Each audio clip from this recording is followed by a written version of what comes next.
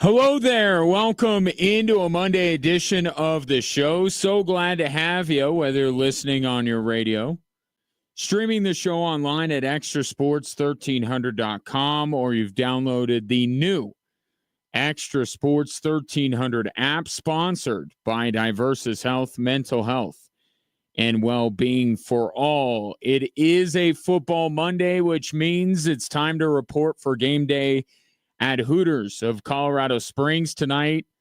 Catch the fan filler, 10 boneless wings, fries, a dressing, and a drink for only $16.59. Get into Hooters of Colorado Springs for all the football action. And tonight is a significant game in the American Football Conference between Baltimore and Los Angeles.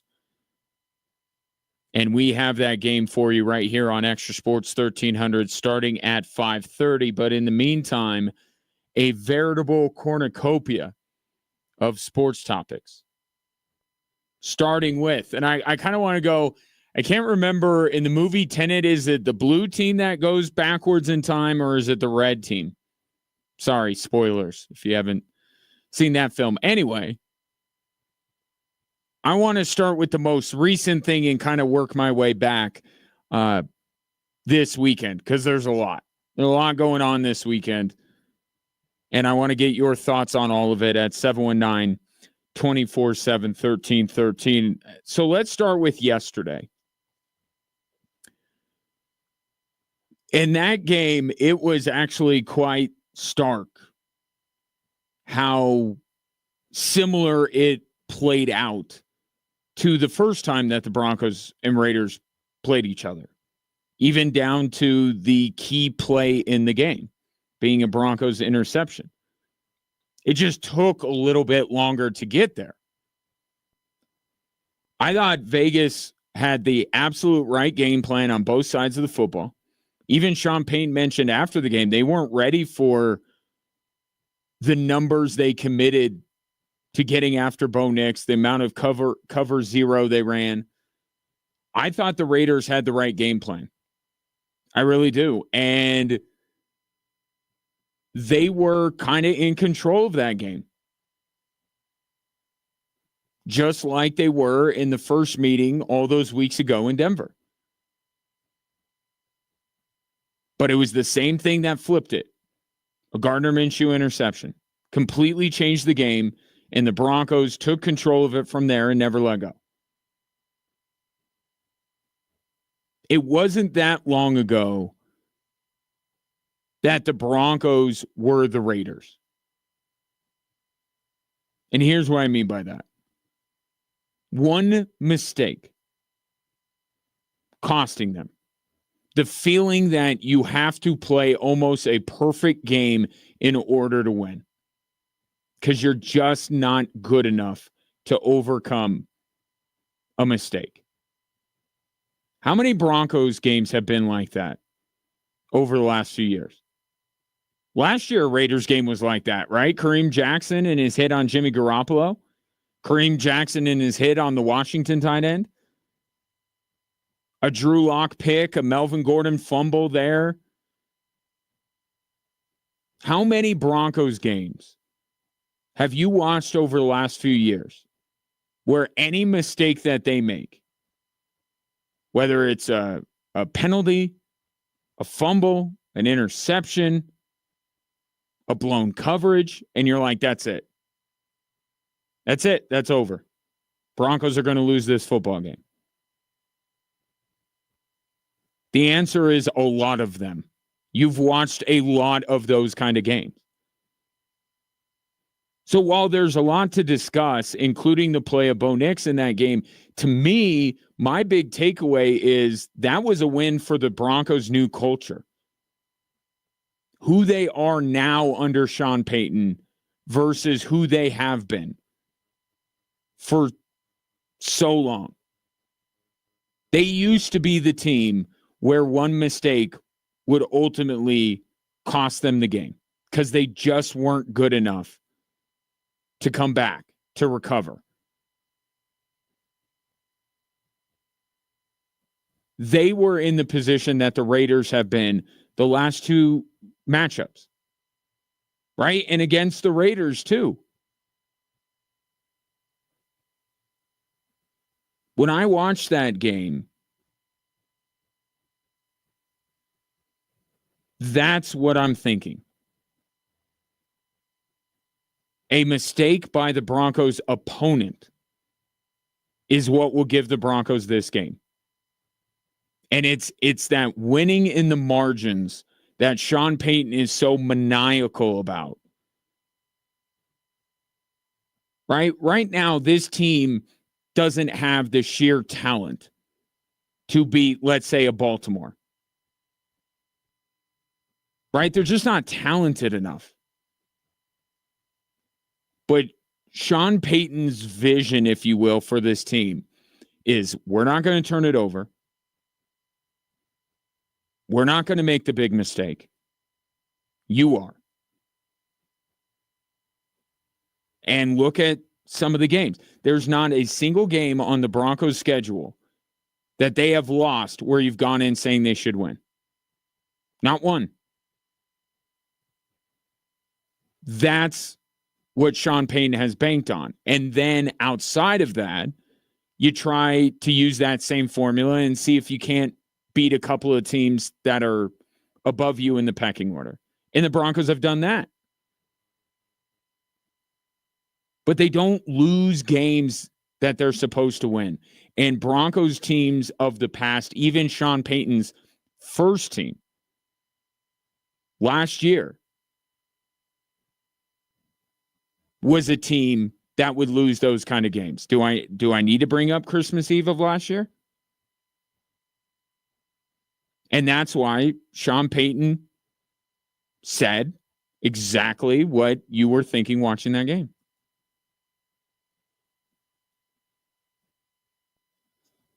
And you built some grit. We won the turnover battle again. We were the better team today, and we didn't always play like it, but we'll get those things cleaned up. Right. To my point, the Broncos weren't the better team until Gardner Minshew threw that interception. They were on track to lose that game. I didn't see anything from the Denver Broncos that led me to believe that they were going to win that game. And then Minshew threw the pick. And I'm like, there it is. That's the break that the Broncos needed. But I don't want to make it out to be like the Broncos lucked into a win. They created the pressure on Gardner Minshew that led to that interception. Just like Pat Surtain had to run the ball back 100 yards to flip the last meeting between these two teams. The Broncos made that break happen. And that's another layer to this, is that they're creating the mistakes from other teams that are allowing them to win football games. And the way that Sean Payton coaches this team and the game plan that he has every single week, it comes in handy the most in divisional games. Because divisional games are usually always close. Right? The talent disparity in the NFL probably for the majority of teams isn't what we make it out to be. Okay, there are few. But just watch the rest of the games yesterday. Dallas was being led by Cooper Rush, and yet they still beat a team. That's what we love about the NFL, the unpredictability of it all. Well, that unpredictability is born out of the fact that the talent gap between Team A and Team B isn't always that wide. So there's that, and then you throw on top of it, you're intimately familiar with your opponent. And the best example I can give of that is Broncos-Chiefs. Broncos haven't been a better team than the Chiefs, and maybe actually not even close to as good of a team as the Chiefs the last few years, and yet almost every single one of their games is close because of that familiarity. So when you are so bunched up, whether it's in talent or knowledge of your opponent or both, it's those margins that ultimately win you the game. Kansas City Chiefs have lived on it all year. Right? They're the epitome. They're the best case scenario of what the Broncos try to be week in and week out. Right? They win on the margins, and in the end, that ultimately makes the difference. They don't blow teams out. They barely beat the Carolina Panthers.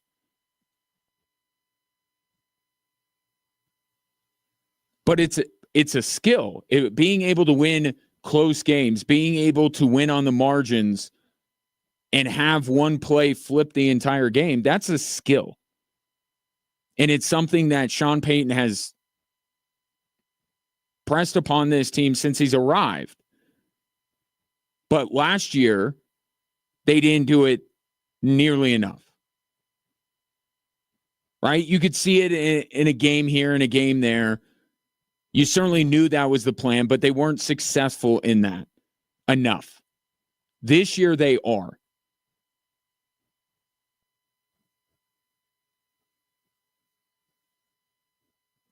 But Sean Payton's absolutely right. Even the Broncos of last year wouldn't have won that game because the Broncos of last year got swept by the Vegas Raiders. Here's Sean Payton going into detail on why this team is able to win these kind of games. I'm just talking about what I see with the mental toughness, the grit, the fortitude, how they work. This is an entirely different team from a year ago. And then that's no discredit to the last year's team, just is what it is. It is kind of a discredit to the team of last year. It is a little bit. He may not mean it as that, but it's that. And it's why he made the moves that he did. Right? This purge of the roster that took place over the offseason, it was intentional and it was for this reason. You looked at some of the players that the Broncos let go, they're more talented than some of the Broncos players on this roster, than some of the guys they were replaced with. Jerry Jeudy, Justin Simmons being the two primary examples.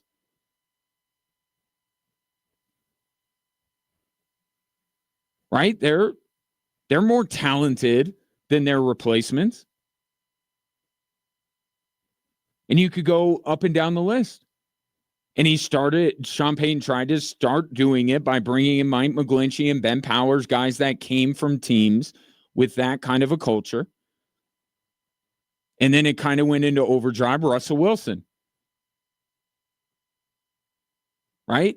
Replacing Russell Wilson. And Sean Payton today didn't want to admit it.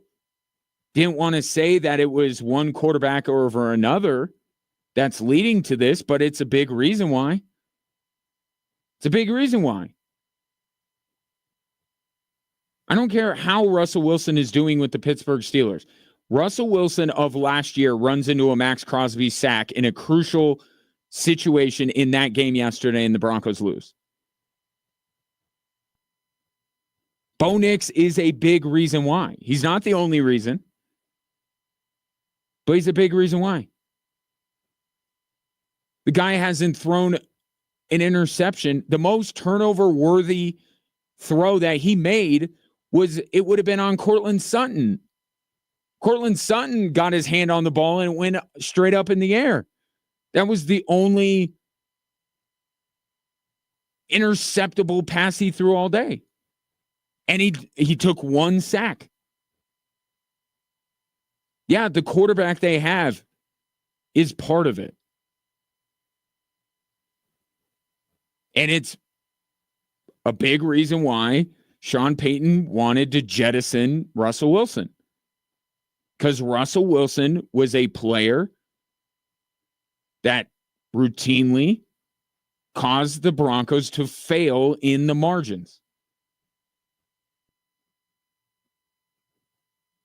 And Bo Nix right now is playing like a quarterback that does not do that. That helps you win in the margins.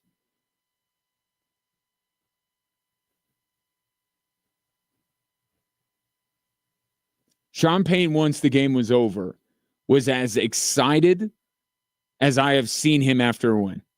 He did like a little jumping fist pump thing. Why? It's the Raiders. Is that a game? The rivalry is part of it, sure. But there was more to it than that. It's Sean Payton continuing to see that his team is not the one that blinks and makes that mistake that ultimately costs them games. The Broncos don't blink, and they allow these other teams to blink. And yesterday, it was as simple as that Gardner Minshew interception. That was the difference between a Broncos loss and a Broncos win. But the Broncos have been doing that more often than not this season. So yesterday is a win for the culture more than any one individual player that Freudian slip, that Sean Payton has brought in. That's what that win signified. And it keeps them well on their way to getting a playoff spot. Take your thoughts on it. 719-247-1313. Coming up next, while the Broncos are still heading down the tracks towards a playoff spot, another team in Colorado may have had their train completely derailed.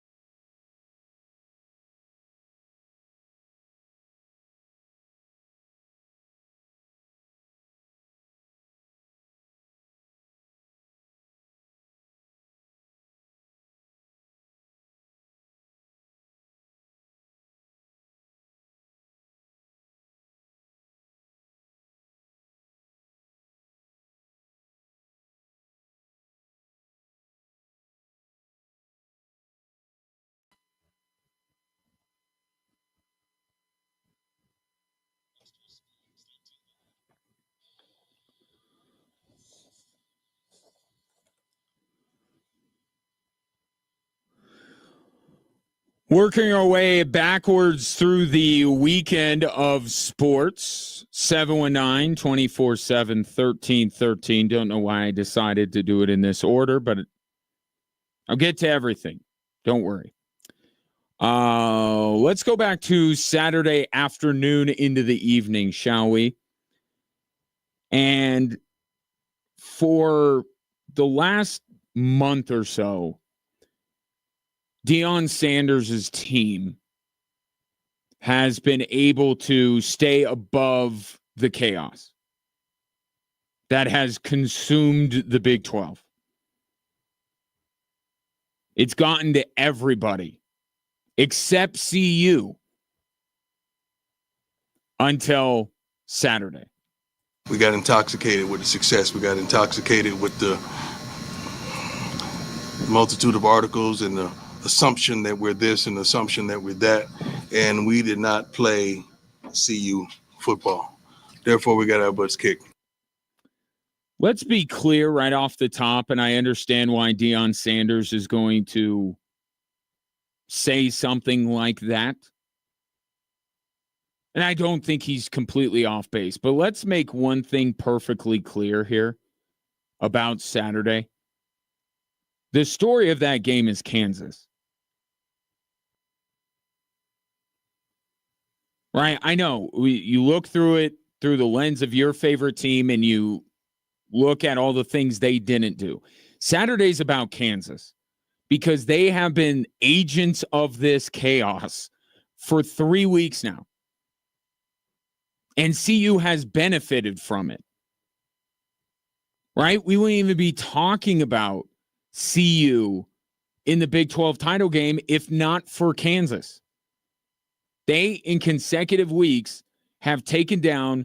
They are the embodiment. You know that meme that everyone photoshops a logo or a face on of like the Grim Reaper going into all these doors and like a trail of blood is coming out of the door? Like, I know it's a cartoon, so it's not as, it's a little intense. I get it. But that's what I was thinking of.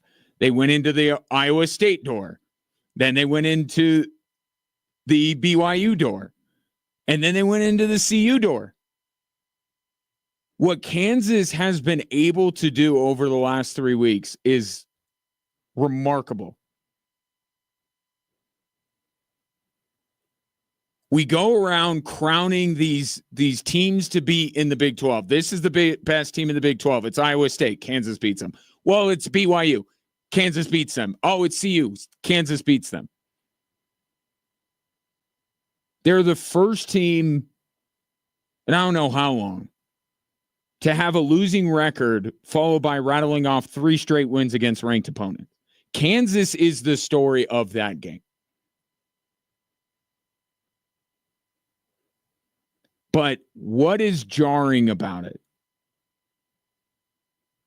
About that particular performance was the way that Kansas beat them. 333-43. That was the rushing yards margin in favor of the Kansas Jayhawks. Here's Deion reacting to that number. Rushing was alarming. You can't win when a team is rushed for 331 yards on you. That's not indicative of who we've been and who we are. That is certainly not who we are, and we could not stop the bleeding. We tried. And there's the point about CU's side of this. Okay, the fact that they lost to Kansas is not that shocking. If you really sit back and think about it. I know I thought they were going to win. You probably thought they were going to win. But given what Kansas has been able to do recently, you can't be that surprised that Kansas won. However, to Deion Sanders' point there about what's alarming, the identity that the Colorado Buffaloes had built up. Yes, you still start with Shedeur and you start with Travis Hunter. But those who follow this team closely don't credit Travis Hunter or Shador for where CU is now. They're a part of it. They're maybe the biggest part of it, but what's been the catalyst? Their ability to run the ball and their ability to stop the run. That's been the catalyst to the Colorado Buffaloes being here. They had Travis and Shador last year. It's been the defense and the ability to run the football. And what you saw on Saturday was a complete regression back to where they were 4 or 5 weeks ago. Couldn't stop the run, couldn't run, and abandoned the run at the first available opportunity. 12 carries. They ran the ball 12 times before they said to hell with this. That was it. And they went back to what they were, which was fun to watch, but it wasn't going to win them football games. Shador throws on a cape, Travis Hunter throws on a cape, and somebody please on the defense make some kind of a play at some juncture of the game.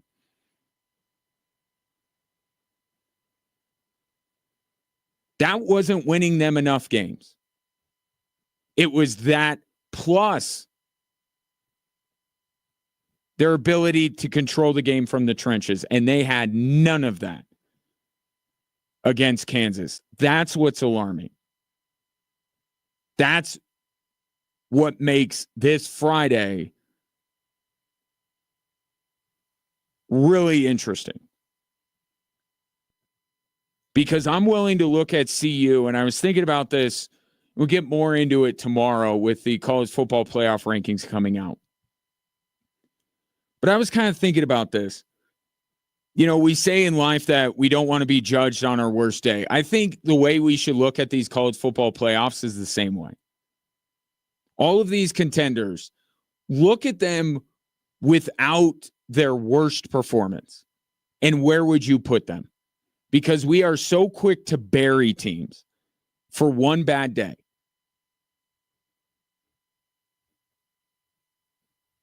And although CU, I'll get to the scenarios in a minute. Let's just be real about this. CU, the Big 12 championship might be out of their reach. They need 2 of the following 3 things to happen, in addition to them winning. Arizona State loses in Tucson to Arizona. Maybe. Iowa State loses at home to Kansas State. Possibly. BYU loses at home to Houston. 2 of those 3 things need to happen. And you know what? With the chaos that the Big 12 is, maybe. Maybe. But it starts with CU showing that this game was, albeit their worst day in Big 12 play, not indicative of who they are.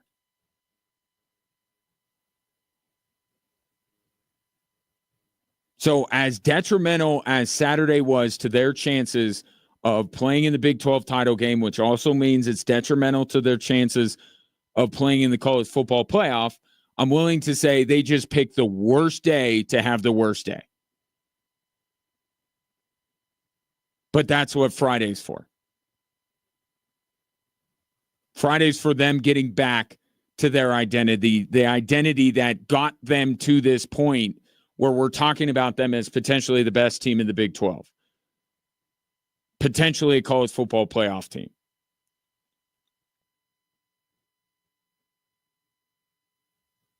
But that image, it's difficult to shake because Kansas just pummeled them into submission. Pummeled them. Pummeled them to the point that they weren't even thinking straight. They lost their minds in that game. Shiloh Sanders with his penalties. Shador pushing a referee. The complete abandonment of the running game after only 12 carries. The Buffs lost their minds. They were getting pummeled so badly by Kansas. So before we get to any potential chaos on Saturday, CU's got to show that was just a very bad day. And take care of business Friday, and then they can sit back like the rest of us and see if we get one more weekend of chaos in the Big 12. 719-24-7, 1313. Take your thoughts on the Buffs loss. And see, I start talking nice about CU, they lose. Start talking nice about CSU. What happened to them against Fresno? Am I to blame for this? It's possible. I wouldn't put out of the realm of possibility. Thankfully, there is a team that even I cannot jinx. Let's talk about our champs next on Extra Sports 1300.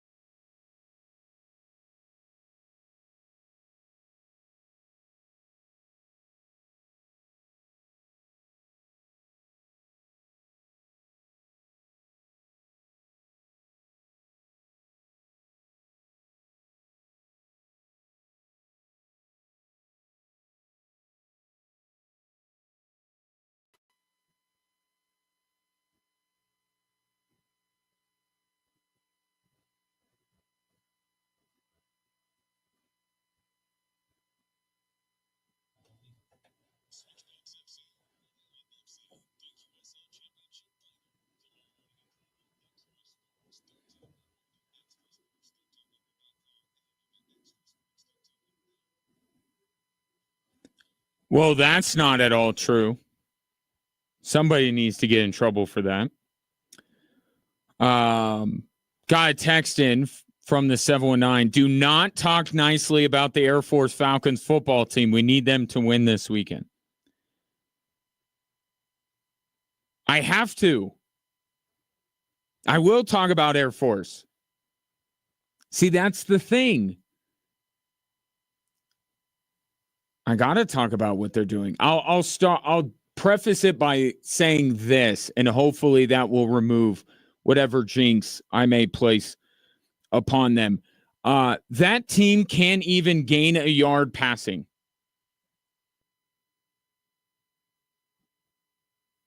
Does that work? Hopefully that removes. I haven't quite figured out how this all works yet. So I'm hoping they couldn't throw the ball at all against Nevada.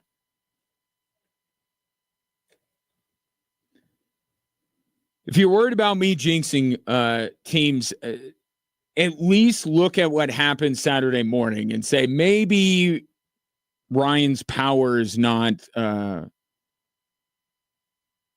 Maybe there are corners of the sports world that my power does not reach. Because there is no team that I spend more time with than the Colorado Springs Switchbacks. And they still got the job done despite me. This team felt like a team of destiny. I talked about this last week. I mean, you think about the path the Switchbacks took to get to Saturday. Starting off 0-5. Needing to win the last two games of the regular season just to get the seeding that they got. They were a couple of results away from not being at Widener Field at any point during the playoffs. And yet they took care of business those last two games against Monterey Bay and Sacramento to get the 2 seed. And then you saw what happened elsewhere to make ultimately the road to the USL title come through Colorado Springs. It felt like destiny. It did. And I just sensed it around this team. And it wouldn't have felt right if all of this were to happen. They climbed out of an 0-5 hole. They got the 2 wins at the end of the season on the road to get the 2nd seed. They had the entire Western Conference playoffs go through Widener Field, the championship final in Widener Field, and for them to just lose. It would have felt so weird if that would have been the result on Saturday. But thankfully it wasn't. And not only did they fulfill that destiny, I mean, they did it in the style of the Seattle Seahawks beating the Denver Broncos in Super Bowl 48. That, ladies and gentlemen, was not a game. That was not a game on Saturday. That was domination. And as well as this team has played, I mean, think about just 1 week prior against Las Vegas. They were outplayed for large stretches of that game. Las Vegas sat on the ball 70% of the time. And they needed some miraculous saves from Christian Herrera to keep that clean sheet.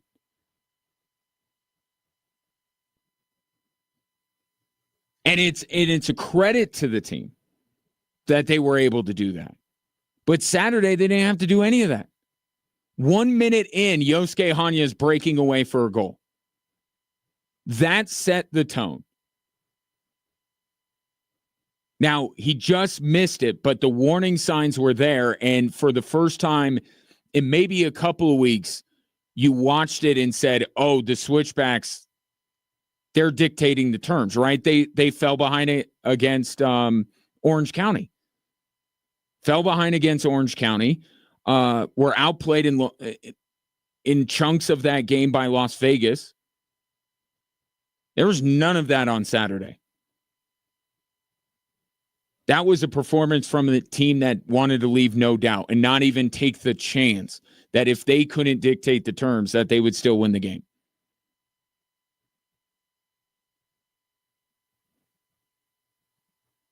They pounced on every Rhode Island mistake.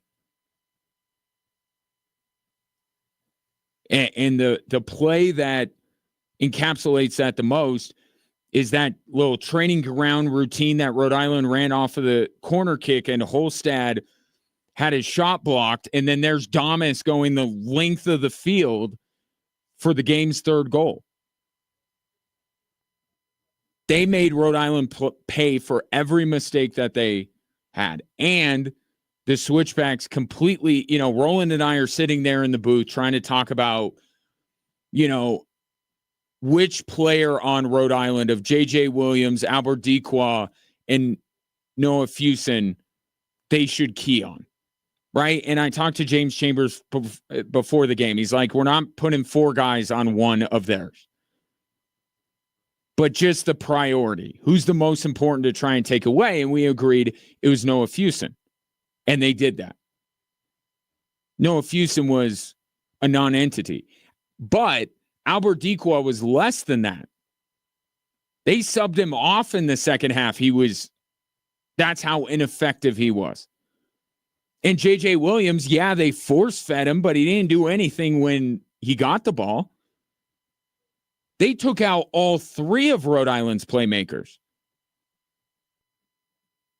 which with even some of their best performances of the year, you can't say that they took out 3 of the most talented players in the league in one foul swoop, but they did that. They dominated Rhode Island. They left no doubt.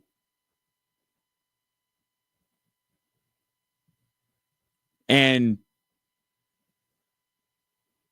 gosh, I could even go down the list, right? Juan Tejada and Jairo Enriquez did it again.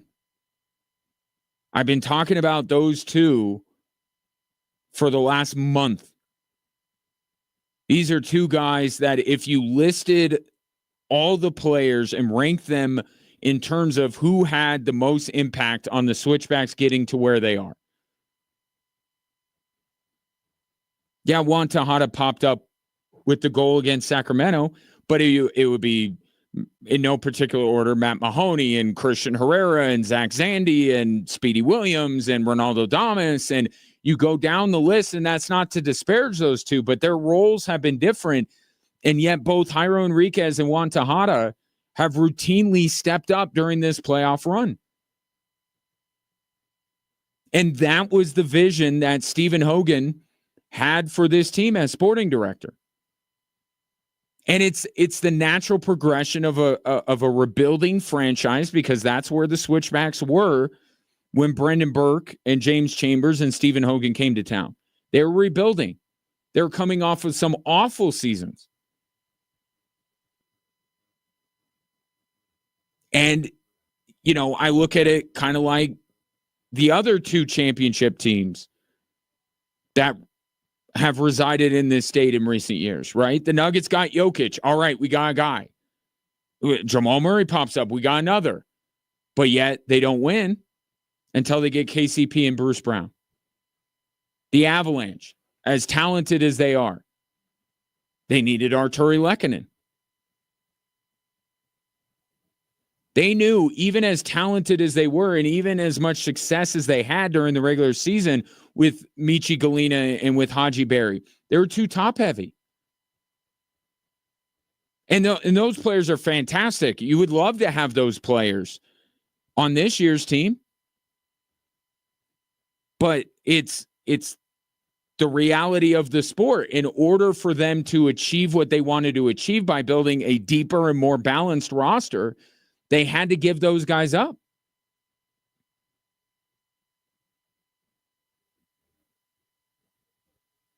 And what you have seen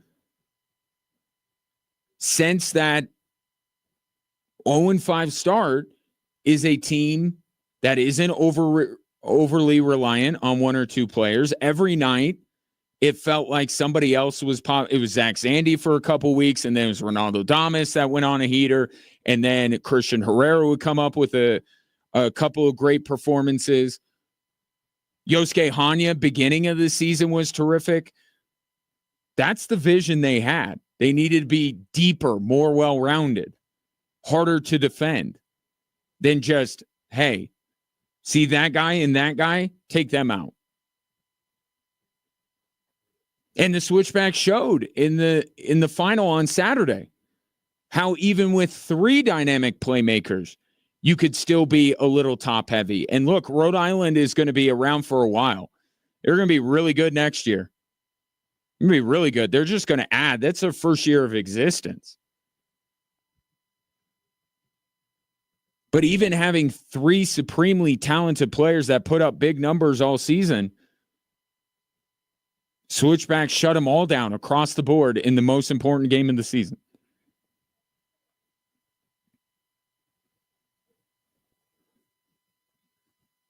Obviously, Saturday for me is going to be, for as long as I do this, one of great highlights. And I was up at Ball Arena when the Nuggets were celebrating a title. I don't have the connection to the team, obviously, that I do with the Switchbacks. So when I think of that moment, I'm just, more than anything else, I'm genuinely happy for the people who have been around the club and vital to the club's success long before I got involved at the capacity I'm involved. I'm talking about the Reagan family and the investment they've made in the club and in the stadium and everything like that. The coaching staff, obviously, which I've gotten to know. And I said it as time was expiring. There's no one that I'm happier for than my broadcast partner, Roland Vargas. I mean, he's been, you want to talk about being there from day one? He's there from day one. Day one, he was with that club. I'm a Johnny-come-lately compared to him. So to see him experience that moment was awesome. And I think about, you know, fans like Jason Smith and Annie Kaufman who I came to know as I started broadcasting games. And Annie travels everywhere with the team. She's the definition of a ride or die. She goes to every Switchbacks match, no matter what part of the country it's in.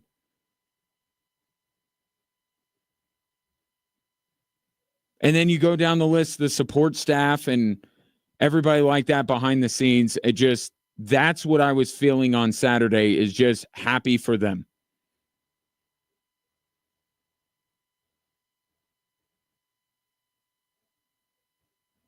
And I went back and watched. I mean, it was awesome being there.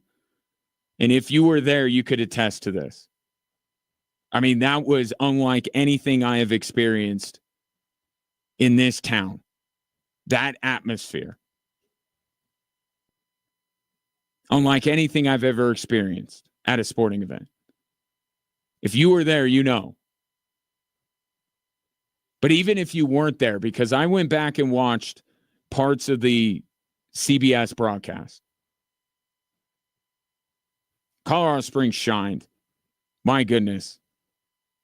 And I was talking to somebody that does a lot of work with the league. He does a lot of the stuff that's on the USL Championship website. He writes it, and we were next to each other when I arrived at the stadium, and he remarked how gorgeous the stadium is, how awesome the atmosphere was. They go around to all of these different cities.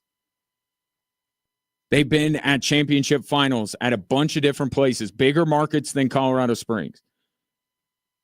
And I'm telling you, the league came away thoroughly blown away by what you did on Saturday. Pack that stadium to the gills, were loud, engaged the entirety of that game. Colorado Springs, Widener Field, and most importantly, the Colorado Springs Switchbacks shined on a national stage. And that was awesome to be a part of as well. But that was cool. Will not forget that entire day. Whether you were at the game Saturday or not, I know some people weren't able to be at the match on Saturday. The team is holding what a championship rally, I think is what they're calling it at the stadium, fan rally on December 6th. So a week from Friday at Widener Field, they're going to be celebrating the team's first championship in club history, 5:30 to 7:30. So mark your calendars for that and be a part of that as well. That was awesome. That was awesome. And they could have won the ugliest game in the world 1-0 or 4-3 on penalties. I don't care. It would have been awesome no matter what the scoreline was. But the fact that the Switchbacks just went into that game and completely dominated Rhode Island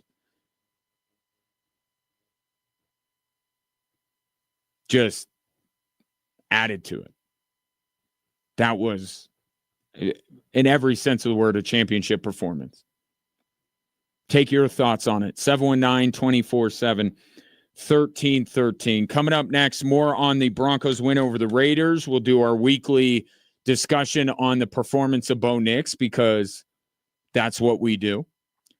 In the meantime, want to let you know about Circa Sports Colorado, the app, my sports betting app of choice. The reason why they strive to be a -110 split on their menu as opposed to other sports books that will be a little bit more liberal with the -115, -120. They're just trying to get a little bit more out of you. It's not necessary, in my opinion. Circa Sports doesn't think it is either. They keep as little money as possible on large market bets like futures and golf tournaments, and they don't limit players based on their winnings. All that is to say, they want the best experience for serious sports bettors. And I feel like they've delivered it with the Circa Sports Colorado app. So download it today. Must be 21 years or older and present in Colorado to bet. And if you have a gambling problem, please call or text 1-800-GAMBLER.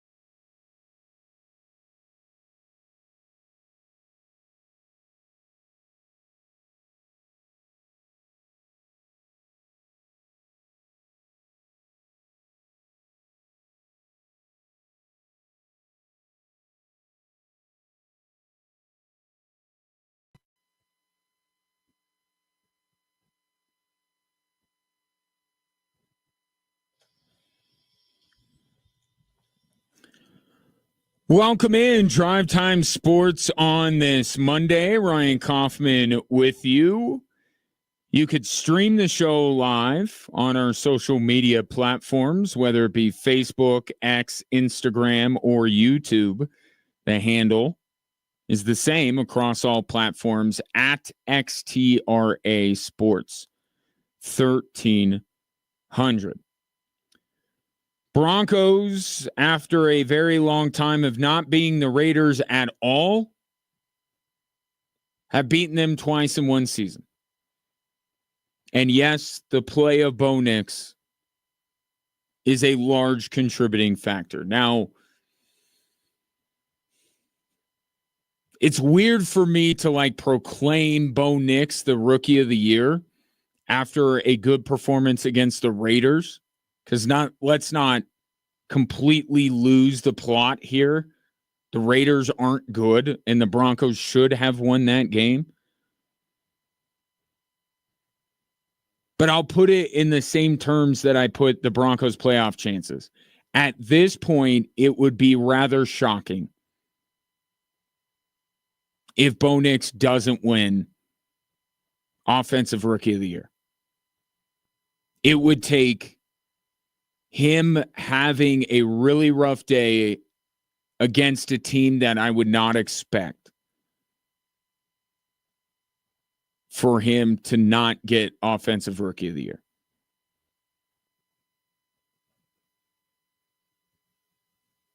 And on Sunday, he did exactly what he's been doing for weeks now.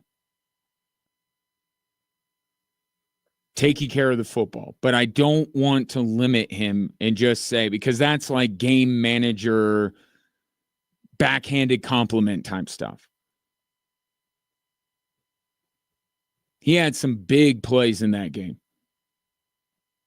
So what he's doing is mixing being a quarterback that can make big plays with not turning the ball over. Right? And there are some quarterbacks that can't blend those two together. We call them gunslingers. Right? They'll make a couple of wow throws, they'll make a couple of big plays, but you know what? You're just going to have to live with the pick that they're going to throw trying to make it happen. That's what's impressive among many things about Bo Nix over the last few weeks, is that he's been dynamic. He's made big passing plays, those explosives, while not turning the ball over, while not putting the ball into harm's way in order to do it.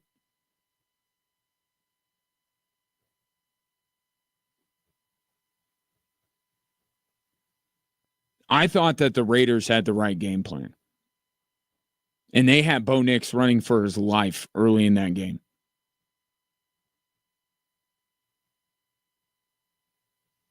But there's a trade-off, right? You're not going to do everything as a defense, right? You want to take something away, or you want to do something.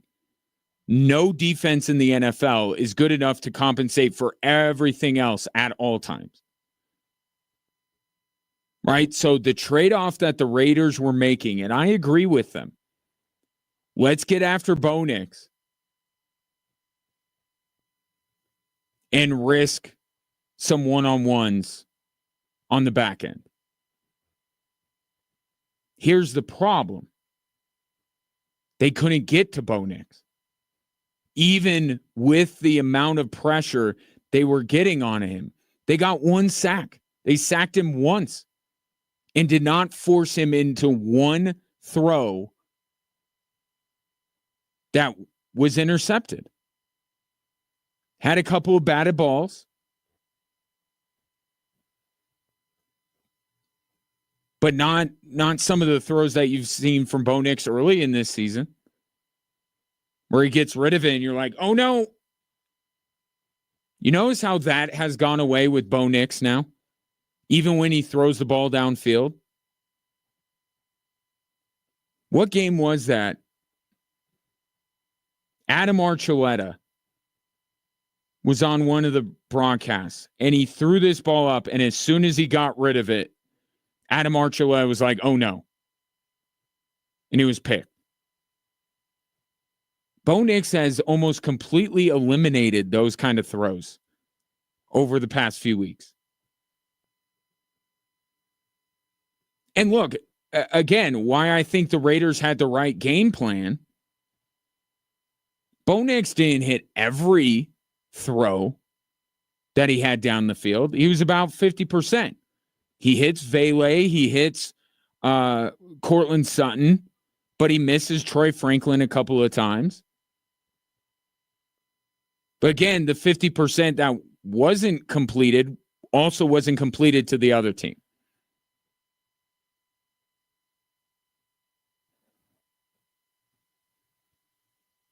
The Raiders had the right game plan. Bo Nix just beat it.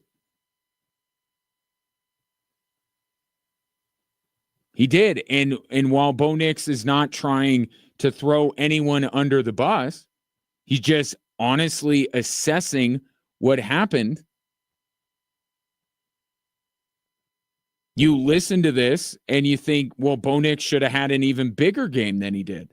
It's tough when they get you behind the chains. You know, they get a few stops. It feels like you're having some trouble finding some things that are working. But, you know, eventually I felt like we turned those field goals into touchdown drives. So we had good drives and we were sustaining some drives. I think we did one of our better games on third down, but we just would get down there and we'd, you know, shoot ourselves in the foot, get behind the chains again. And it's hard in the NFL when you're in third and long. But, you know, they're a good defense. They have really good players over there. They play hard. They had good scheme, and you know, we just found a way to, you know, have a few drives that we scored, you know, touchdowns on. And that was the difference in the game. And again, Bo Nix isn't trying to throw anyone under the bus, but it wasn't Bo Nix that was putting them behind the chains.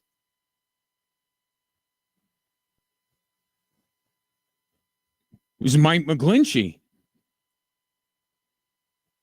Right? The penalties that he had, that's what stalled out Broncos drives.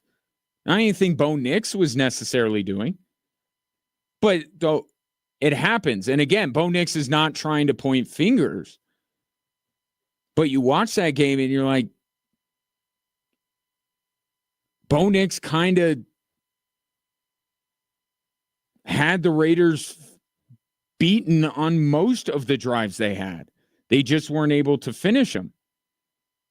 And in that, the Raiders were in control of that game. And if it would have continued going the same way, Broncos probably end up on the losing end. But the Gardner Minshew interception, again, against the Raiders, completely flipped it.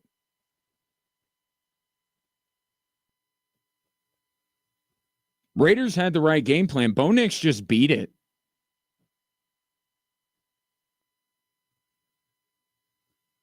And did not turn the ball over.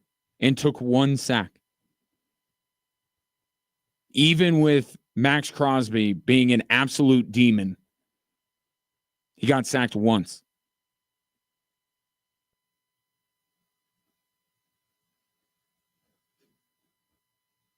Two weeks ago, it was... And Cortland Sutton's been the constant lately, right? Week after week, you are now expecting Cortland Sutton to make an impact. Certainly, he had an even bigger impact than he has had over the last few games with those couple of touchdowns. But, like, he's the constant, and then the question is, who's going to be the other guy? Right? Because Broncos offense last year in the past was Cortland Sutton. That was it. This year, and especially recently, it's okay, they're going to have Cortland Sutton. Who's going to be the other guy? 2 weeks ago, I think it was Marvin Mims. Even on limited snaps, I thought that his impact was big on the game. Now, give the Raiders some credit. They clearly watched the game film, and for large stretches of that game, they corralled Marvin Mims. Now, he eventually got free, They eventually hit some plays to him, but I think the Raiders certainly concentrated on Marvin Mims. So yesterday became Cortland Sutton and Devon Vele.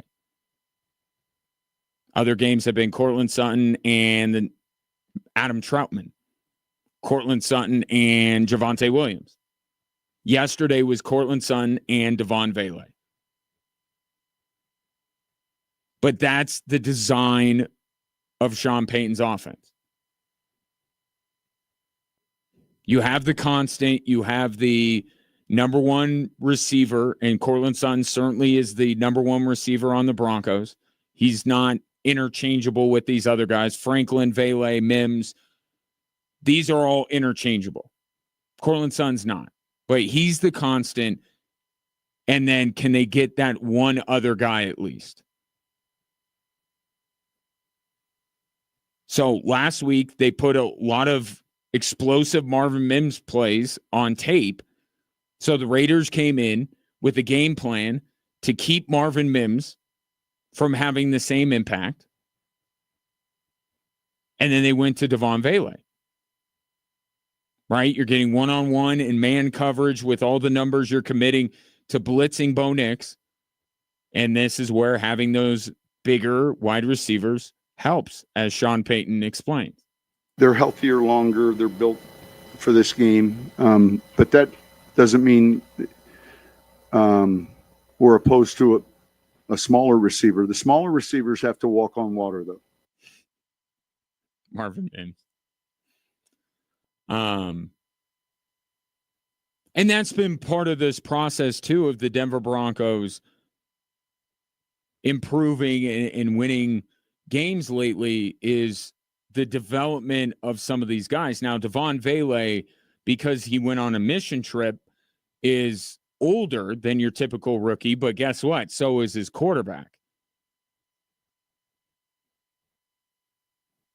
So that's why, even though Troy Franklin has popped up every now and again, if you had to compare the rookie wide receivers, you would say overall Devon Vele has been a little bit more dependable, a little bit more consistent. He's got a few years on Troy Franklin. But he is a rookie, and he needs time just like Bo Nix needed time. So now this week, perhaps there will be a little bit more respect from the opponent towards Devon Vele, and then you see maybe this is the Troy Franklin game. At least that's the way that Sean Payton sees it or tries to make it.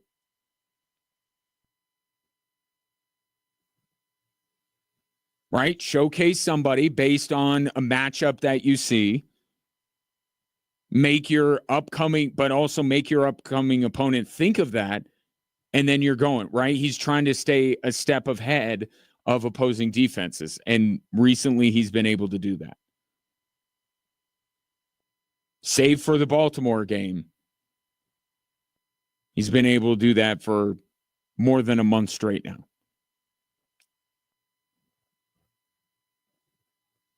719-247-1313.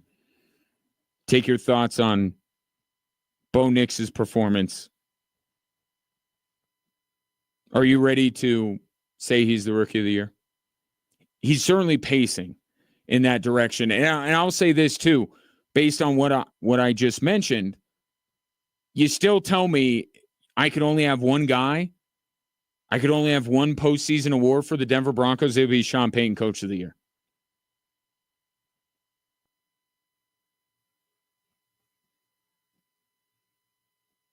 So if one is more deserving than the other at this juncture, I do think it's Sean Payton over Bo Nix.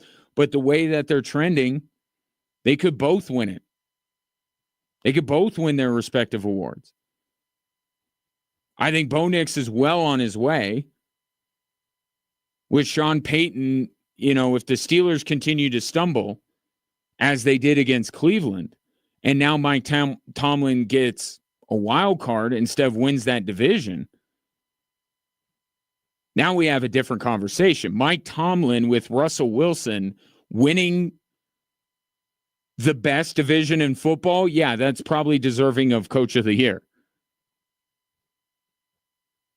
But if Baltimore runs them down in tonight's, if you're looking for a rooting interest, I think there are more things that should make you root for Baltimore than LA.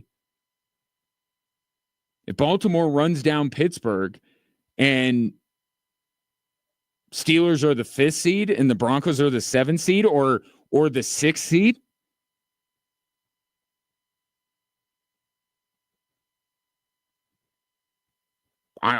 I would vote for Sean Payton over Mike Tomlin for Coach of the Year. But Tomlin holds the trump card. If they hang on to win that division, then.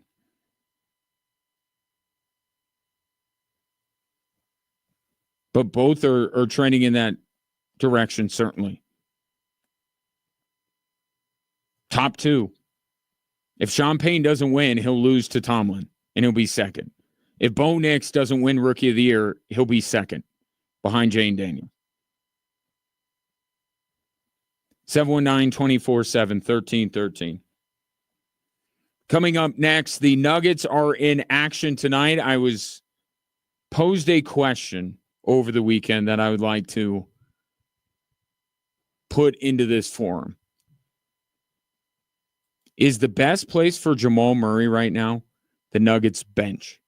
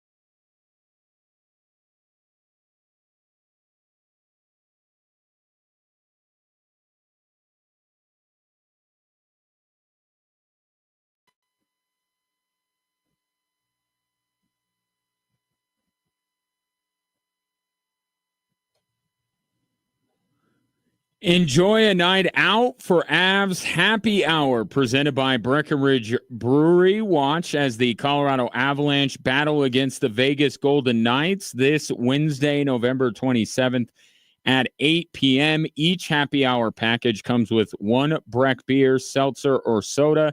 Get your tickets now at coloradoavalanche.com/happy hour. Both the Avs and the Nuggets are in action tonight. Avs will get going against Tampa coming up at the top of the hour. And then later this evening, it will be the Nuggets hosting the Knicks. And I am happy to report after the weekend that this is still very much a thing.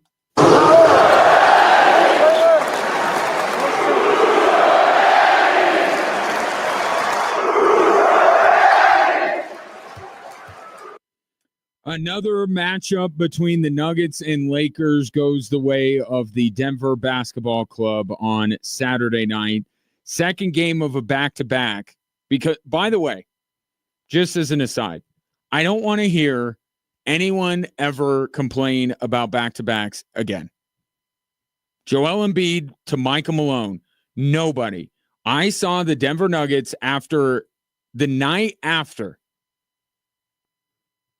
They had to try and rally from 24 points down, exhaust all of that energy to make that game against Dallas an actual game, ultimately losing, then going on the road. I get it. It's only to LA, but you still got to load up on the plane. You got to go in to the Lakers building, and the Lakers are playing good ball-ish, and blitz them. I don't want to hear about second night of a back-to-back. I'm sorry. Like, can we stop with the scheduled losses? All right. Every one of these finely tuned, superb athletes are capable of playing their sport on back-to-back nights. I just witnessed it. You want to talk about scheduled loss. Saturday would have been a scheduled loss. And yet the Nuggets didn't just beat the Lakers, they blew them out. So I don't want to hear second night of a back-to-back, especially with basketball.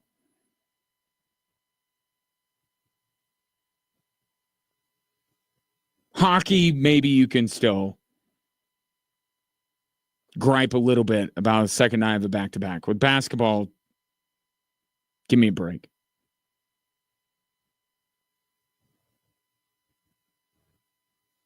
But Saturday was another game, and I talked about after the Memphis game, maybe this is what gets Jamal Murray going. Nope. 2 games later, not better.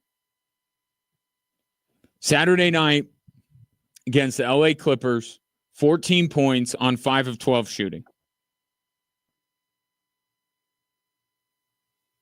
Meanwhile, Russell Westbrook, same amount of points, 6 less minutes, more efficient from the field. Oh, and he dished out 11 assists and grabbed 7 rebounds. Jamal Murray was 5 and 5. Russell Westbrook continues to outplay Jamal Murray on a nightly basis, which is why I understand that some people who were texting me on Saturday after that game were asking the question of whether Jamal Murray should be benched. Right? And we see it in other sports, right? The Avs bench Georgiev. Look what it did for him. Did wonders for Alexander Georgiev.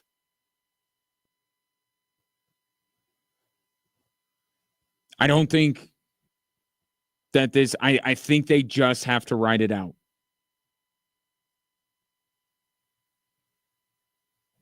I just think they have to write it out. Because if you want somebody to break out of a slump, would you put them with all due respect, Julian Strother, DeAndre Jordan, or Dario Saric? Or do you put him with Nikola Jokic? If Jamal Murray's going to get going, it's going to be while playing with Nikola Jokic. banishing him to the bench is not going to get it going.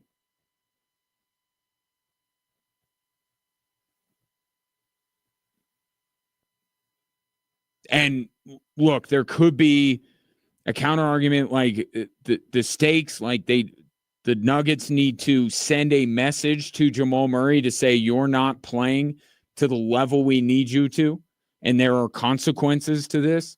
But I don't see how Jamal Murray, how it will work for him, because he knows in the deep recesses of his mind that the Nuggets are only a title contender if he's right. I don't care how well Russell Westbrook is playing. Okay? Nuggets aren't winning a title with the two-man game of Nikola Jokic and Russell Westbrook. They have to figure out a way to get Jamal Murray going.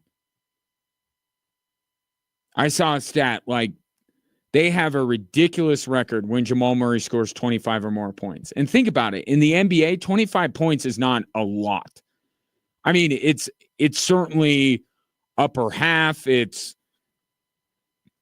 all-star caliber. But that's kind of the point. When Jamal Murray plays like an all-star, the Nuggets are a championship team.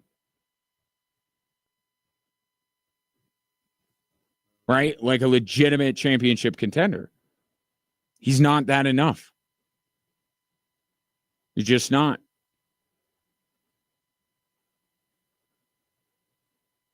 And I don't like the idea of bringing him off the bench because I think you're causing another issue to fix an issue. You know what I mean? Russell Westbrook works because a lot of his time is with the bench. If he has to fit in, like I don't want any, even playing with Nikola Jokic, and you know Russell Westbrook's going to look good playing with Nikola Jokic because everybody does. But like the beauty of Russell Westbrook is when he is unbridled, he is untamed, and that's with the second unit.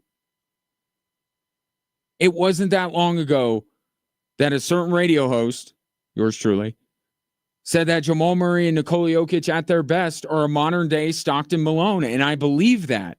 It's just I don't see that Jamal Murray enough. And I don't want to potentially wreck something that is going well for the Nuggets, and that's the play of Russell Westbrook to try and fix Jamal Murray. This should be something he can work his way out of.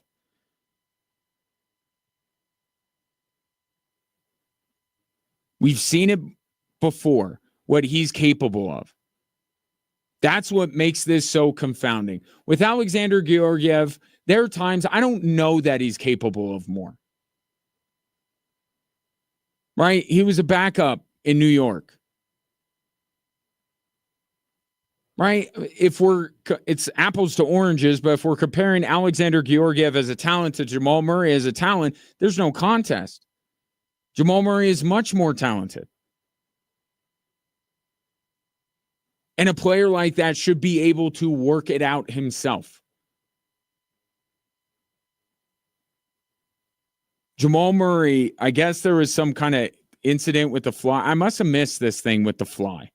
There was a fly on the floor. He picked it up and gave it to Doris Burke or whatever. But he was talking about it, and he kind of led on to his psychological state at the moment. This was after the Dallas game. I just thought I'd go to Doris or whoever was over there and just lighten up my mood as well. Sometimes that's the way it goes. Sometimes you just got to smile. It's can't always be negative in your head, and so I just tried to, more for myself, honestly, break the negativity mentally and have a joke with those guys. A little bit more revealing than I think he was planning to be. But he's, there are no two ways about it. He's struggling. And he doesn't look like the best point guard on this team.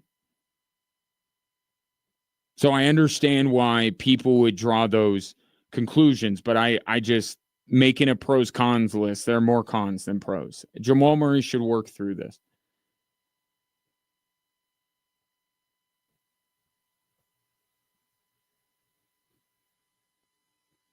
And are we sure? Just because now I'm going to bring it up every Nuggets segment that I do on this show from now until the end of the season. So get ready. Are we sure Nikola Jokic isn't the MVP of the league?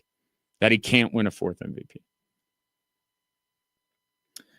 Nuggets and Knicks this evening. That's a good matchup. Jokic versus Karl Anthony Towns again. Nuggets 4-point favorites. Minus 165 on the money line. If the Nuggets can do that on a second night of a back-to-back against the Lakers, they should be able to, at home with a rest day, be able to beat the Knicks.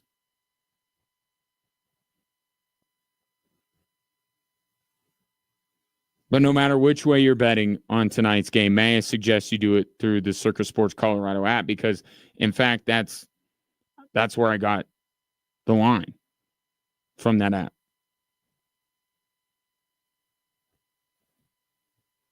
They strive to give you the best experience that you're going to get from a sports betting app. Other apps, they lure you in with these free bet offers, and then what happens?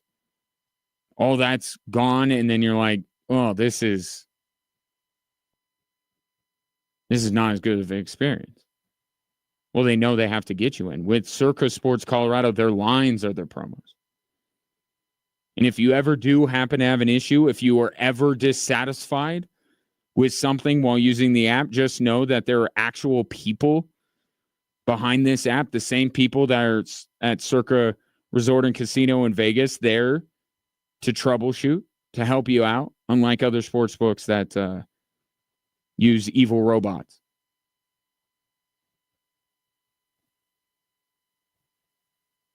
Download the Circa Sports Colorado app today. Must be 21 years or older and present in Colorado to bet. If you have a gambling problem, call or text 1-800-GAMBLER. Coming up next, if you haven't been paying attention, something is going on with the collegiate football team here in town.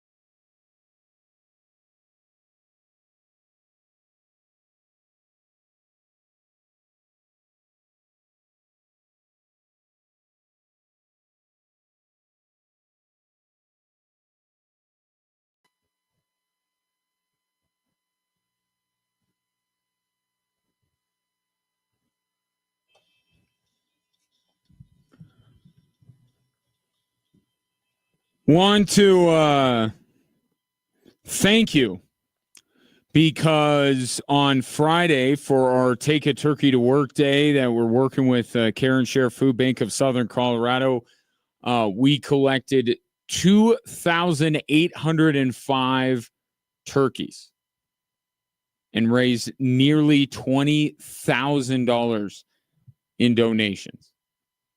That's awesome. So thank you for participating in Take a Turkey to Work Day on Friday at King Soopers locations throughout Colorado Springs and Pueblo. Something's going on with the Air Force football team. I don't know if you're aware of this, but I'd like to bring your attention to it because it makes Saturday's game in San Diego very interesting.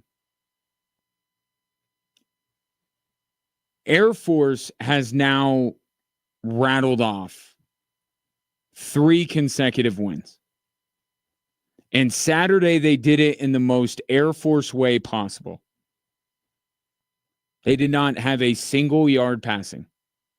Not one. Quentin Hayes was 0 of 3. Not one. And Brandon Ingle didn't even throw a pass.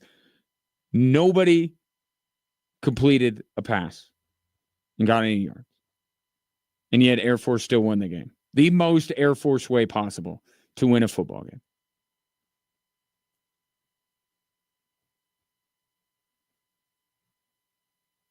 If they win against San Diego State on Saturday, they would be the top team in terms of consideration for a bowl bid if there aren't enough bowl eligible teams. And I mean, think about all the bowls that there are. There's a decent chance that after all of what this season has been, that Air Force could end up in a bowl game.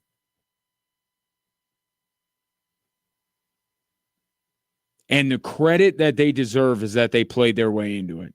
If you watched this football team a month ago, the fact that they would be on the verge of a 4-game winning streak and would potentially get an invitation to a bowl game was unfathomable.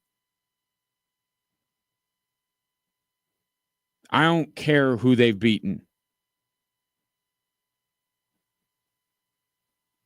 Right? It doesn't matter.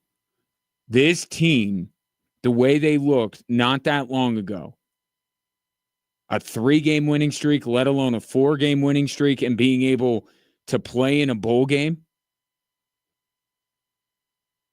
unthinkable. Unthinkable. But they've earned this.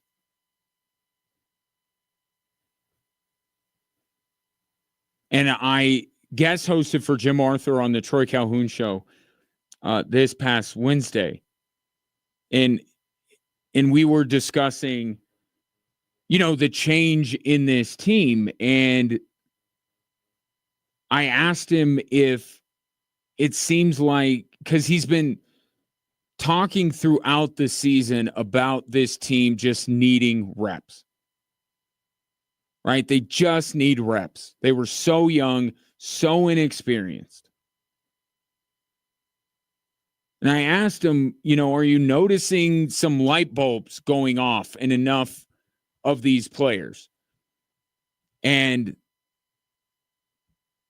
it's like the book, The Tipping Point with Malcolm Gladwell, and he just came out with a new one called The Revenge of the Tipping Point. Highly recommend if you like to read it. But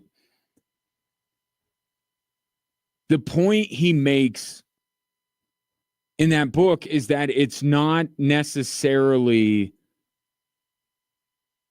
the majority of a group has to believe the same thing or do the same thing in order for that tipping point to happen. It just has to be the right people. And what this offensive line, I think that's the catalyst here. They're creating this tipping point. The identity of this team is their offensive line. The Diesel, right? Diesel. I want to put the in front of it. Or not.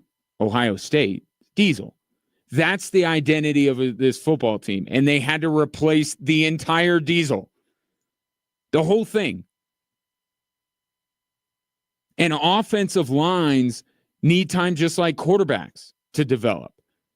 They have to develop as one organism, right? Moving in lockstep. That takes time. And you've seen over the last few weeks, Air Force has had some continuity up there. And these offensive linemen are starting to figure out. I think that more than anybody else, the light bulbs are coming on with those guys. And everything this team does offensively stems from that. And that's the case for most teams, but even more so when you are run, like Air Force is.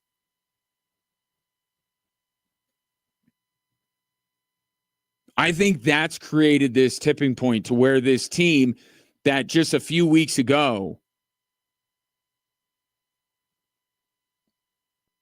has been, borderline embarrassed by their service academy rivals, and now they're winning games.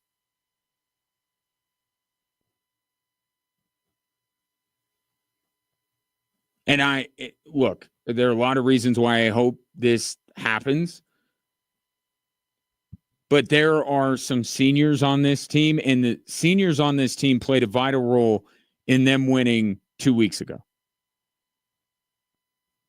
against Oregon State. You had Grant Ewell and him working his way back from that knee injury that they thought he was going to be done. And he's worked his way back, and he's making plays. And the seniors in the secondary were making plays against Oregon State. Like, I get it. Where Air Force has been in recent years, a 5-win team and getting an invitation to a bowl game because there aren't enough 6-win teams, it's not going to be necessarily the greatest accomplishment of Troy Calhoun's career, but it's an accomplishment. The growth that this team has made in just this once from the beginning of the season till now is remarkable. And it's a credit to those guys as well, because they never stop pushing, as cliche as that might be. I mean, come on, the way they started off this season, especially after the 2 Service Academy games were over. Mountain West, out of their reach, no chance. CIC trophy, forget about it. Even bowl eligibility, a long shot.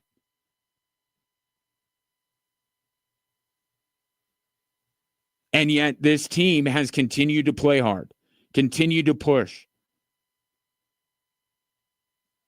And now they've broken through and are winning football games. Now, they have to do it again against San Diego State. But San Diego State, they've struggled. That's a winnable game for them on Saturday. If they do it again, there's a decent chance they're going to get to play in a bowl game.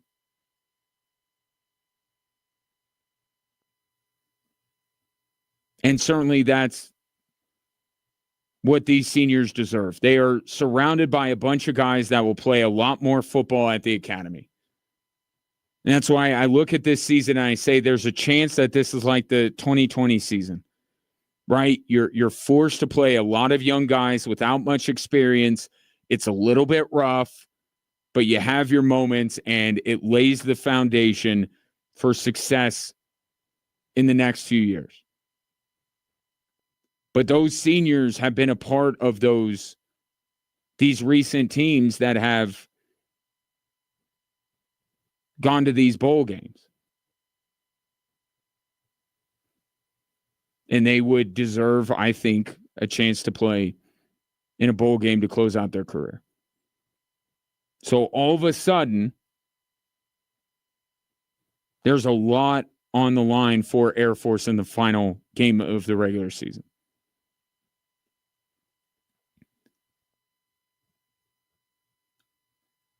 (719) 24/7/1313. Take your thoughts on Air Force football or any topic. We'll reset with the three stories that are driving the show here at the top of the hour. But a few little NFL items, especially what's going on in New York. The biggest thing that stuck out to me yesterday, outside of the Broncos beating the Raiders, because that's where most of my focus was. In the earlier window, most of my focus was on Kansas City making me sweat more than I deserve to because it was the Carolina Panthers. I get that the Chiefs, this is what they do. They win by one score, but the Panthers, you need Mahomes magic and a walk-off field goal to beat the Panthers?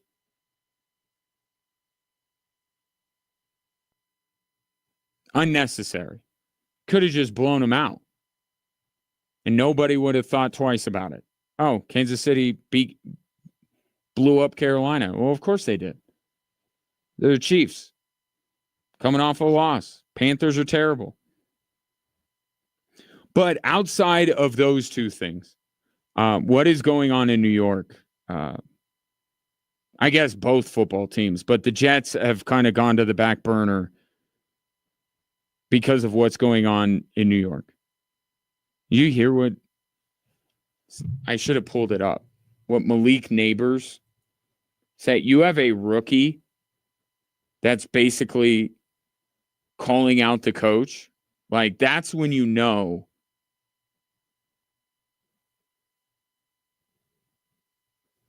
Here it is. I do have this. If you didn't hear this, I want you to hear this because it is quite stunning that a rookie would talk like this.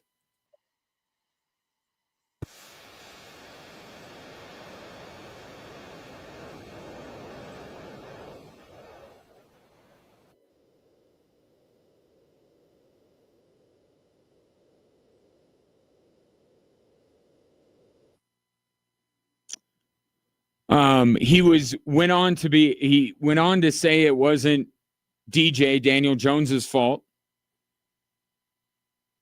Clearly pointing the finger at Brian Daboll. Daboll today reacting.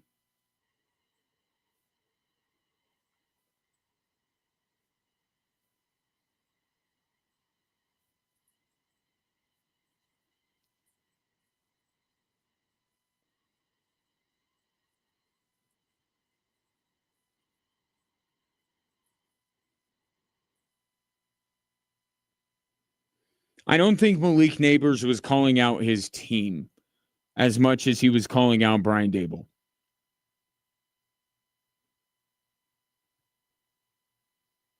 And Brian Daboll's defending his players. It's like, yeah, that's not what we're really talking about. And Brian Daboll's in a difficult situation because the Giants in a league where I very much hesitate to throw the T word out there. I don't know what other adjective you can use for what the Giants are doing than tanking. I mean, they passed over Drew Lock, who was the backup. They wanted Tommy DeVito,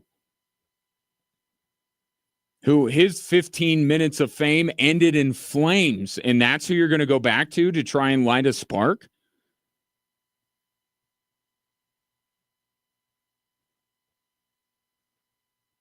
There's a mutiny going on. Brian Daboll's not surviving this. I don't think Joe Shane's.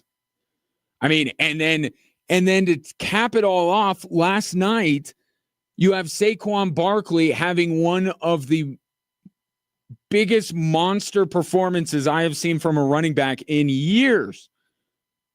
That's the guy that the Giants let walk out the door, and we all saw it. We saw it play out, not in real time because it was taped, but we all saw behind the scenes during Hard Knocks.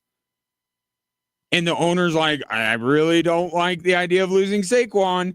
And the GM's like, yeah, we'll be fine. And now Saquon Barkley's being talked about as an MVP candidate. To me, probably a little bit too late in the game for him to be in serious consideration, but he's been good for Philly all year. And you're going to go to Tommy Cutlets to try and spark you on this second half run? And you wonder why there's a mutiny in the clubhouse. Led by your rookie. I'm just telling you this, and somebody told me today that there are reports that the Giants are looking at Cam Ward. Yeah, they should be, because you know who would never, ever let his son play for the New York Giants, a franchise in as much disarray as they are? Deion Sanders. We had the debate last week about, Shador, the landing spots, potentially if Deion's going to really pull in Eli or pull Archie Manning. And it's like, oh, the market of New York. Okay, well, people have been saying that for years. It's one of the most tired things ever. Because you know who rarely gets great players? The Jets. You know who for long stretches at a time never got any really good players? New York. The Mets.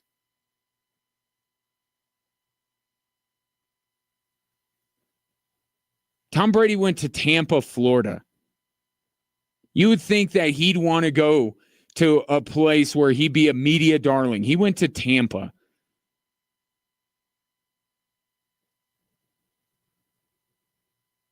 Being New York City adjacent does not trump how terrible those two New York franchises are.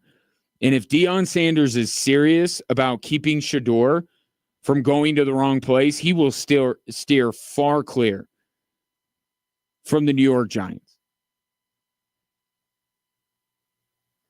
And I thought that they were the more functional of the two. By comparison, compared to the Jets, they've been this model stable franchise. That's what made this whole thing with Daniel Jones so crazy. The Giants are the adults in the room. The Jets are the bumbling fools.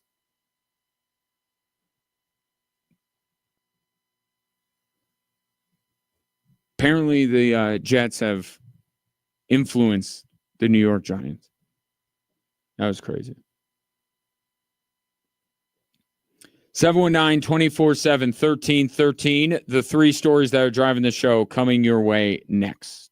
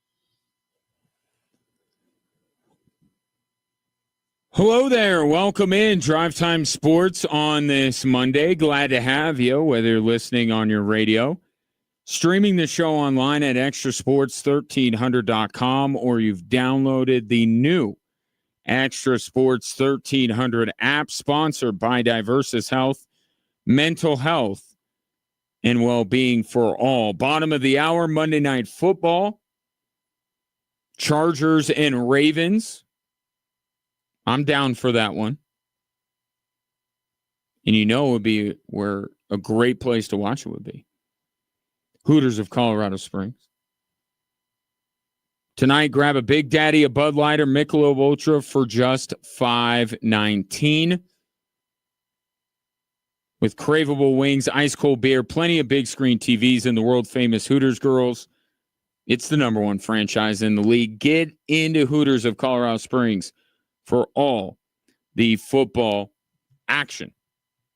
719-247-1313 is the number if you want to interact with the show.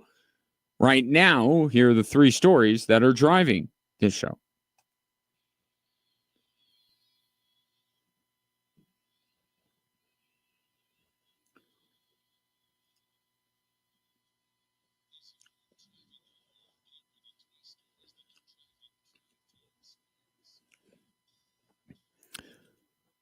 All right, a lot of football and some football. Here's story number one.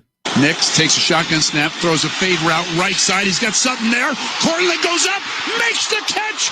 Touchdown, Denver. KOA on the call. Broncos, for the first time in a while, sweep the season series from the Las Vegas Raiders. And yes, Bo Nix was very good. Cortland Sutton, very good. But I think the big winner, the big star of yesterday is Sean Payton, because of the culture that he has created in Denver. He has repeatedly talked about winning in the margins, negative plays, eliminating those turnovers, winning the turnover battle, all this kind of stuff. Yesterday was one of those kind of wins. And he said it himself after the game. But you were thinking it during. Broncos last year don't win that game. They don't. Because they, for so long, have been the team that one mistake cost them the game. I thought the Raiders had the right game plan. I thought they were outplaying the Broncos for a lot of that game. And then Gardner Minshew threw a pick, and that was it. Momentum shifted to be never given up again.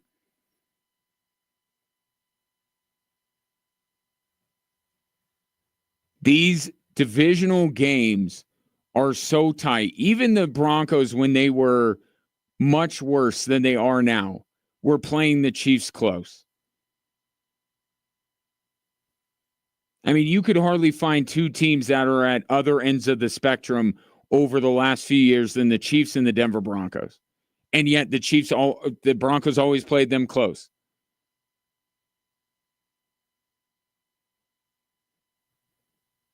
All of these divisional games are close, and it just comes down to who doesn't blink, who doesn't make that mistake. And once again, the Broncos were not that team. They made some mistakes, but not the mistake. Right? In years past, it would have been a Drew Lock interception or a Melvin Gordon fumble or a Kareem Jackson illegal hit, a holding penalty on Garrett Bowles at a crucial time. They didn't have any of those yesterday. The Raiders did. They had the one, and that cost them the game. And that's why Sean Payton was clicking his heels and pumping his fist in the air after that game. Not because necessarily that they beat the Raiders, although he's talked about too, you have to do well in your division to make the playoffs. But it was just like, we didn't blink. And this has been a season where there have been many games where the Broncos have not blinked. They haven't given away one game that I have expected them to win going in. It's always the other team making that one mistake that completely changes it. Or the Broncos just blowing them out like New Orleans. Yesterday was a win for the culture. Not Heat culture, but the Broncos' new culture of we don't beat ourselves. And that's why they continue down this path and should be the 7th seed in the AFC.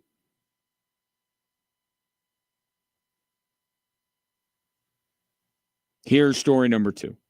3rd and goal from the 2. Handoff Neal.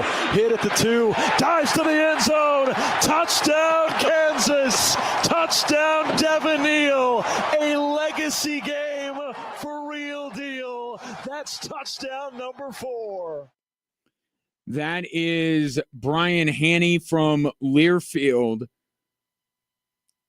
The Kansas Jayhawks continue to be the agent of chaos in the Big 12. The chaos that has happened in that league the last 3 weeks can be directly attributed to the Kansas Jayhawks. They beat Iowa State, then they beat BYU, and then they beat the new team that we had put atop the pedestal in the Big 12, CU. So in some ways, it's not that surprising that Colorado would lose to Kansas. But how they lost, and in sports, sometimes it's so much more how you lose than just the simple fact that you lost. Kansas pummeled the Buffaloes, and it caused CU to go completely away from what had made them successful, what had built them up into what I thought was the best team in the Big 12. Wasn't Shedeur and Travis. They had them when they were losing. The catalyst for CU's improvement this year has been their ability to stop the run and to run the ball. They got outgained 333 to 43. Or somewhere thereabouts. About 300 yards, give or take. They were pummeled, and they gave up on the run. They abandoned it. They looked like the Colorado Buffaloes prior to the UCF game. That's not a good thing. That's jarring. And now the consequence of it is that the Buffs no longer control their own destiny. They will have to count on it, maybe the most chaos that we have seen in the Big 12 happen in one weekend happening this weekend. Not only do they need to beat Oklahoma State on Friday, they will need 2 of the following 3 teams to lose. Arizona State, who's at Arizona, Iowa State, who's at home against Kansas State, and BYU, who's home against Houston. Only one of those teams falls, Buffs aren't getting the Big 12 title game.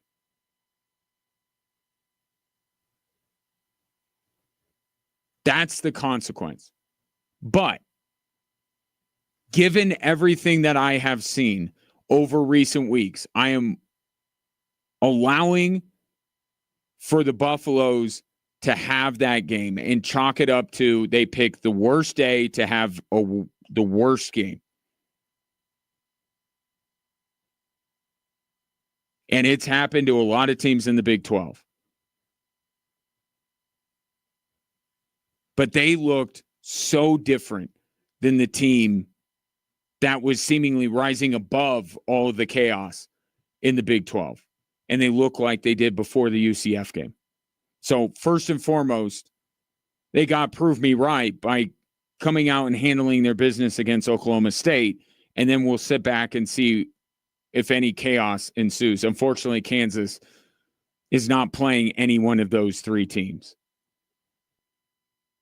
So you can't count on it. CU finally succumbing to the chaos that is the Big 12, but in the worst way possible. That was an absolute beatdown. And then there's story number 3, right? High note, low note, high note. That's the way try to build this if we can. Colorado Springs Switchbacks FC on Saturday fulfilled their destiny. And I say they fulfilled their destiny because I believe that they were a team of destiny. There was so much going for them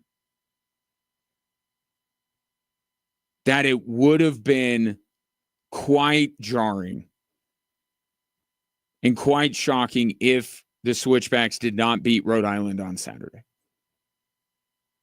Right? Starting with 5 straight losses, getting those 2 wins at the end of the season on the road in the state of California to get the seed that they had. And then other things playing themselves out to where the entirety of the postseason ran through Widener Field. It felt like they were a team of destiny. So if Rhode Island would have come in here on Saturday and beaten the Switchbacks, I would have been shocked. And I was shocked. Not because Rhode Island won, but because the Switchbacks dominated.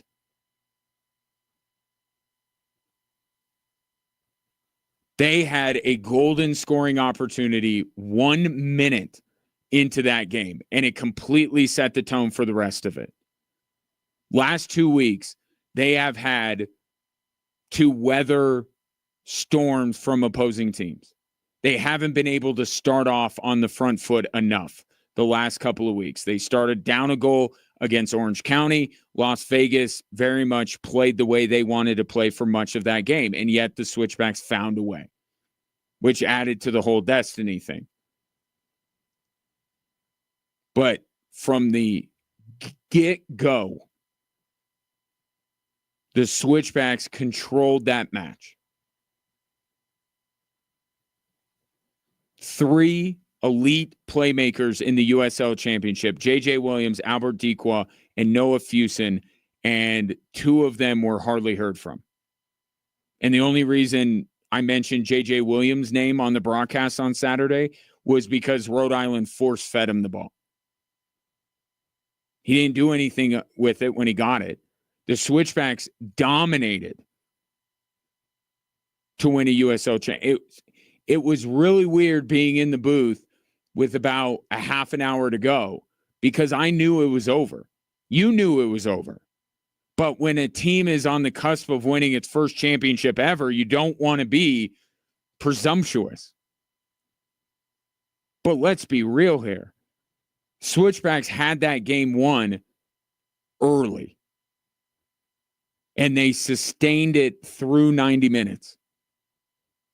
Never in danger. Thoroughly dismantling Rhode Island on their way to the first title in franchise history. And it's awesome for them being able to see this building process. I joined up with this team in calling games first on television, then the radio. And they weren't at the height of their powers. Right? And they were a team that was rebuilding. And to see this rebuild happen over the last few years, it's really cool to see. But you know what was really cool to see as well? Colorado Springs in that way on the national broadcast, that building completely full. I have multiple people involved with the league that remarked to me that it was a sight, it was an atmosphere that they had rarely experienced in their travels through the USL Championship. And Colorado Springs we don't have as many people to come to games as Phoenix does or Sacramento does. We have more to do than Albuquerque does. But Colorado Springs came together, showed up to that stadium, and created an unbelievable atmosphere. And the team fed off of that and delivered a performance worthy of the support they got on Saturday. So congratulations to everyone involved with the Colorado Springs Switchbacks. There will be a fan rally. Team just announced earlier this afternoon. It will be next Friday. Of course, the timing of a certain holiday makes it difficult to do anything this week. A week from Friday, December 6th at Widener Field. If you didn't have a chance to be there for the game on Saturday, or you did and you just want to celebrate some more, there's your opportunity. 5:30 to 7:30, December 6th at Widener Field. Never had an experience in my career like that, and it was awesome. And those of you who were at the game made it that way. So kudos to you, and kudos to the Switchbacks. That was a championship performance through and through. 719-247-1313. Take your thoughts on the three stories that are driving the show. Coming up next, we got Baltimore and LA tonight. I kind of think if you're a Broncos fan, you should be rooting for the Ravens. I'll explain why, and I'll keep an eye out. Avs underway against Tampa. See if there's anything of note going on there as they're just underway down in Florida.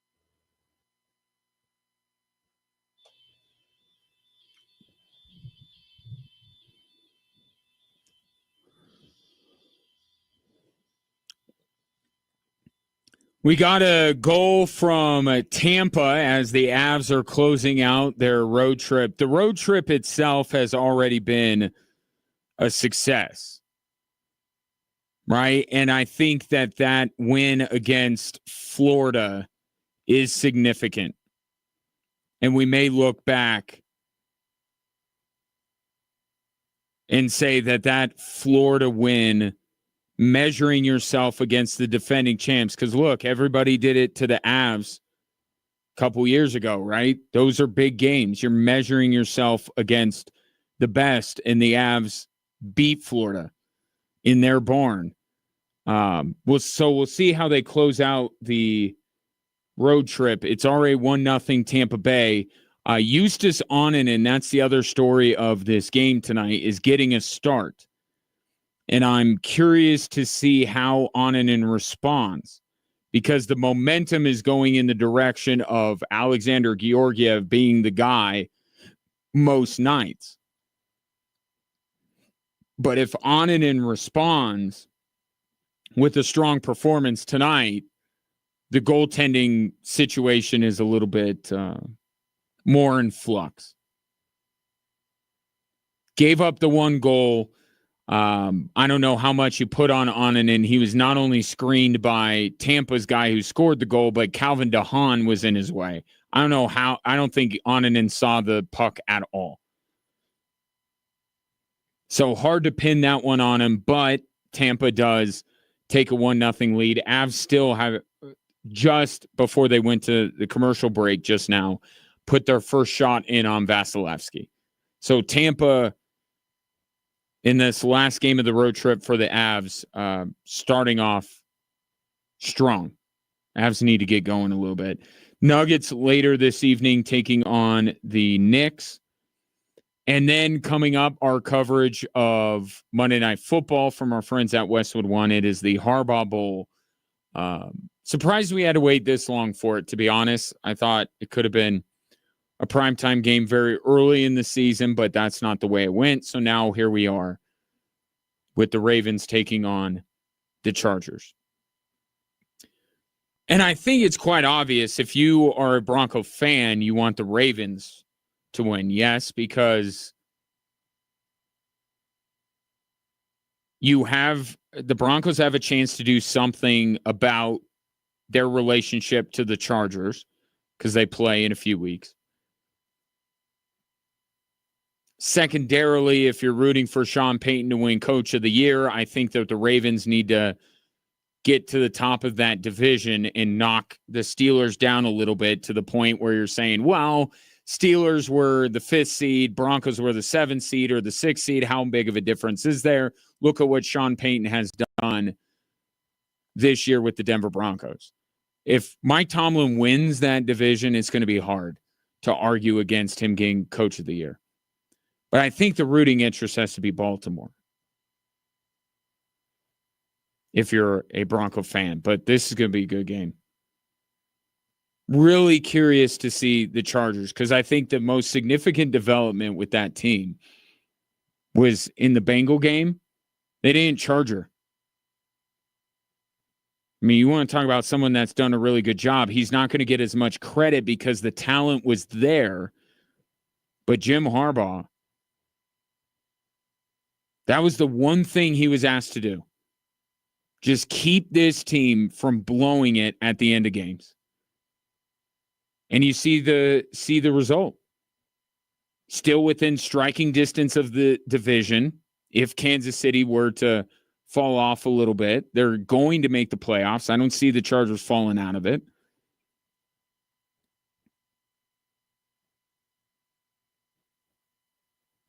So how dangerous is a Chargers team that doesn't Charger? I think they could be a little dangerous. We'll see tonight against one of the AFC's best teams in the Baltimore Ravens. Good matchup. I know these Thursday and Monday nights, as the season wears on, guys get hurt, teams fall out of contention, and you're like, this is a good one. It's a good one tonight. And our coverage from Westwood One starts up at the bottom of the hour. Chargers at home. One thing Jim Harbaugh cannot change is the lack of a home field advantage for the Chargers. They are 3-point dogs in their own building. And while I like the Chargers, and I do, I think I like the Ravens tonight, even laying the 3. Because I just think Ravens, Bills, Chiefs are on one tier, and I think Chargers, Steelers are on the next tier. And then you go Broncos, Houston,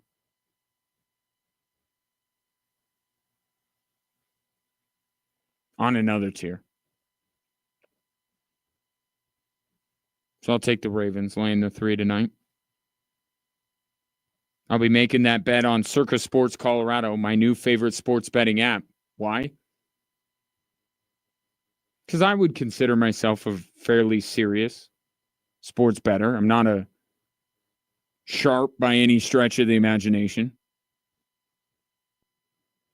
But I enjoy it. And I do it quite a bit. And what I want is the best experience and the best lines. And that's what Circa Sports Colorado delivers. They keep as little money as possible on large market bets and do not limit players based on their winnings. Other apps, they do these promos. With Circa Sports, their lines are their promos. And I've price shopped. And I've consistently found that Circa Sports Colorado has the best lines. So check it out for yourself. Compare, contrast. And I think you'll end up where I am. With Circa Sports Colorado being the only betting app on your phone. Must be 21 years or older and present in Colorado to bet. If you have a gambling problem, call or text 1-800-GAMBLER. It has been my pleasure to serve you. I will be on with Jessica Mendoza on KKTV 11 News at 10. More conversation about the Denver Broncos win over the Raiders. And then I'll be back with you tomorrow at 3 right here on Extra Sports 1300. Enjoy the Harbaugh Bowl.